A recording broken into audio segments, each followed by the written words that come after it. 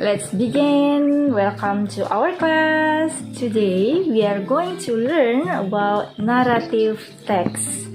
Well, first of all, I wanna ask you something. Do you like read a story book or folklore book? Or do you like watching a film? Something like Disney maybe? Atau you ever listen storytelling? Kalau kalian pernah entah membaca atau nonton ataupun mendengarkan sebuah story, maka semua itu we can say as narrative text. Narrative text is an imaginative story to entertain people or reader. Jadi naratif teks itu adalah sebuah cerita imajinasi yang tujuannya untuk mengentertain, memberikan something like hiburan kepada seseorang, entah yang membaca ataupun yang mendengarkan. And then, how about the social function of a narrative text? Bagaimana dengan fungsinya? Because if we want to learn something, we have to know what is the ending of our learning process. So, what is the aim? I mean that. Jadi kita juga ketika belajar tentang sesuatu, apapun itu, harus tahu tujuannya, endingnya itu untuk apa. So, especially for narrative text, the function is to amuse or entertain the reader or listener.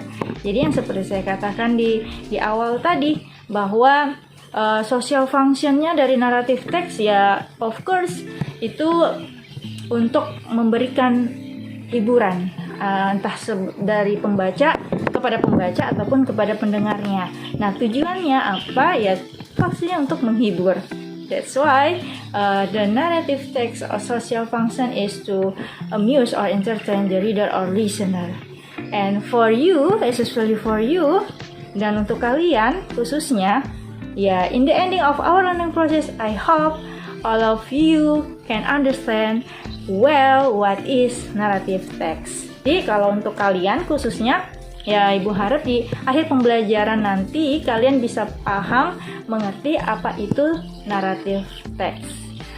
Well, next we will discuss about the structure of narrative text. There are 4 structure in this session. Jadi ada 4 struktur dari teks naratif. Di sini Ibu akan buatkan sedikit bagan, di mana yang pertama garis lurus itu we can say as orientation. Jadi itu part dari orientation. And then what is orientation? Apa sih itu orientation? Orientation is part of you can give information about the character or the background of the story, the beginning of the story. Jadi kalau orientation itu isinya, bagian orientasinya itu berisi tentang karakter dari isi cerita tersebut, pemeran yang ada di isi cerita tersebut, terus latar belakang ceritanya, dan tentunya awal dari cerita yang ingin diceritakan. Jadi itu we can say as orientation. Jadi part of orientation. And then next, after you make it the orientation, so ada garis ke puncak atau garis ke atas, we can say as complication. Nah, complication it mean the problem. Jadi setelah ada awal ceritanya masuk ke complication, itu isi tentang masalah antara protagonis dan antagonis di sebuah cerita tersebut. Nah, sampai di puncak masalah itu akan ada garis turun, ya. Itu dikatakan sebagai resolution. Jadi ketika ceritanya masalahnya sudah berada di puncak, maka akan turun untuk adanya solusi. Jadi resolution itu isi dari solusi. Jadi nanti alur ceritanya akan ada solusi di antara konflik yang ada atau problem yang ada. Nah, in the ending itu ada garis lurus lagi. yang terakhir itu disebut sebagai reorientation. Nah, kalau reorientation di sini, apakah kalian pernah dengar yang namanya moral value dari sebuah cerita? Jadi reorientation itu isinya terkait nilai-nilai moral yang kita bisa ambil dari cerita tersebut. Jadi hikmahnya apa dari cerita tersebut? Nah, itu isinya nanti pada part reorientation. Okay? So until this section, I hope is it clear for you, and then we are going to discuss about the next session. It is about the characteristic of narrative text. So, what are the characteristic of narrative text? Past tense. Jadi kalau tensesnya itu kita menggunakan past tense, ya, karena dia analoginya sebuah cerita dongeng itu yang diceritakan itu berarti sudah terjadi. Jadi otomatis kita menggunakan past tense. And then the second is we can use adverbs of time. Jadi kita menggunakan yang namanya adverb of time. For example, once upon a time, one day, long time ago, and etc. dan lain-lain. Jadi karakternya itu ada kata-kata waktu, keterangan waktu pada zaman dahulu kala, suatu hari, dan lain sebagainya. Jadi itu ciri khasnya.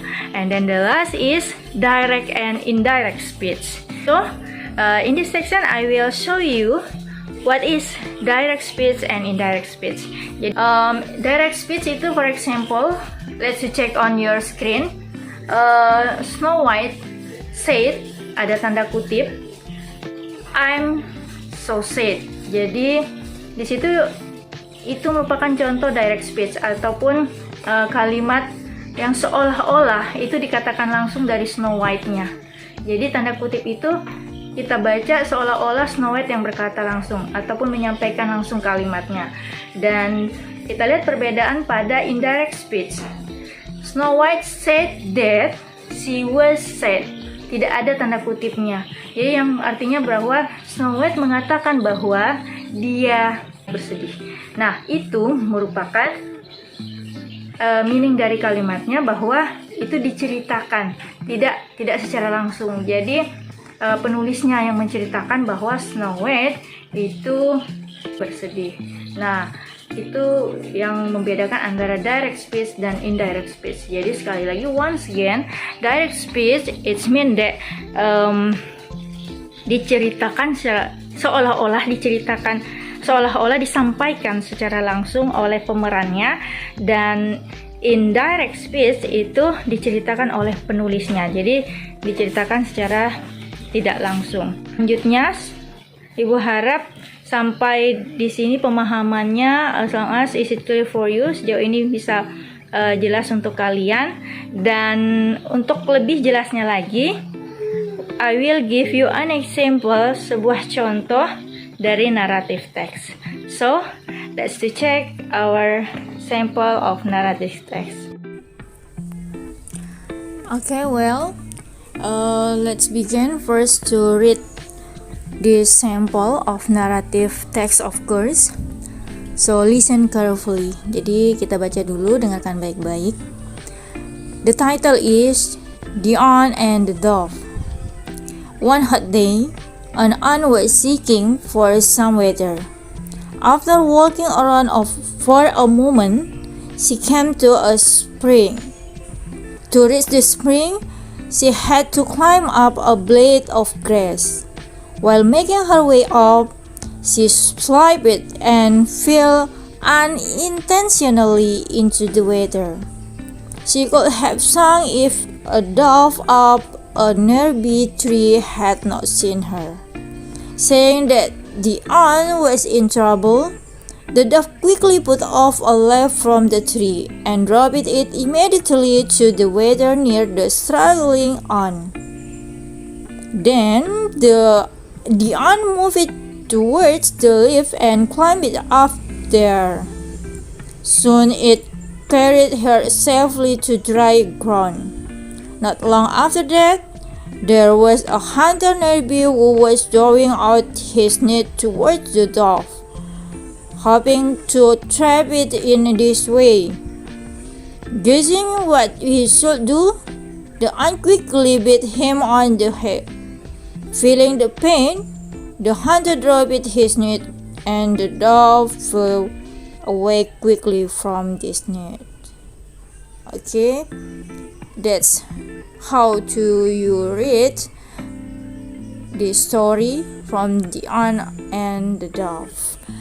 You may to try practice at your home maybe or the other place. So now let's discuss one by one for the characteristic of narrative text based on this text.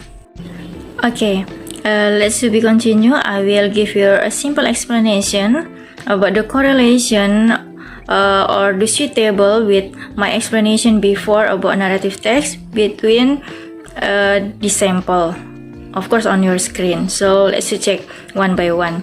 Jadi ini Bu akan berikan sedikit penjelasan sederhana terkait apa yang sudah Ibu jelaskan sebelumnya, tentunya tentang narrative text dengan contoh yang ada di layar sekarang. So as you know, the characteristic of narrative text first is using past tense. Jadi seperti yang kalian ketahui, narrative text itu yang pertama menggunakan past tense. So let's check on the screen of the sample. I mean that in our sample there are some word or some sentence using past tense. For example, first, she came verb past from come. Jadi came itu merupakan bentuk lampau, jadi dalam sebuah kalimat simple past tense yang artinya datang. Dan untuk next, using was. So let's check using was, and then was in trouble, and the other. After that, there was a hunter. Jadi itu juga menggunakan past tense. So next, the second is using adverb time. Jadi menggunakan adverb time. On this sample, using one hot day. And then it is as orientation. Dan itu sebagai paragraf orientasi. Jadi cerita awalnya. So next, the third, ketiga, in my explanation before, using direct speech and indirect speech.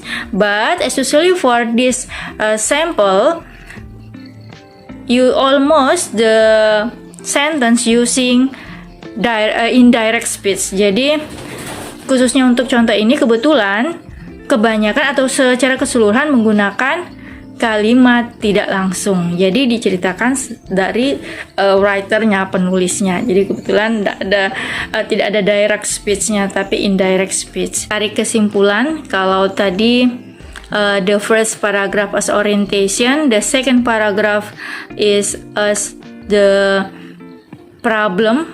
Jadi masalahnya itu ada di situ dan resolusinya ada di paragraf ketiga. Dan untuk what is value-nya, jadi untuk value-nya dari cerita ini, pesan moralnya adalah tentunya sebuah perbuatan baik layak untuk mendapatkan kebaikan yang lainnya. Jadi kalau kita melakukan kebaikan, ya yakini saja bahwa kalian pun saat itu sudah layak untuk mendapatkan kebaikan lainnya. Jadi don't be hesitation for the good attitude, for the good response, for the good respect for the other or person. Jadi jangan pernah ragu untuk memberikan